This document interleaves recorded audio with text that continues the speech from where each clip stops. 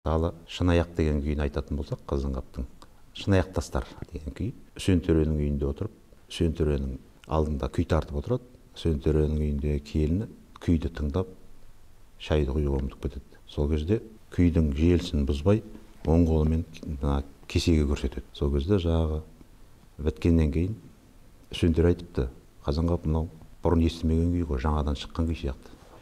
Сіздің мына қонақ жайыңызға арнап шығарып едім. Онда маған шығарған болсаң, ол күйдің атын мен қояйын. Күйдің аты шынаяқ тастар болсын. Замандасыңыз шай құйып ұмытып кетті ғой депті. Сол кезде келін, ой бетім-ай деп шай құя бастаған екен. Күй тыңдап кеткен ғой. Сондай мысалы ерекшеліктері бар. Соны көрсетіп жіберейін бас жағын.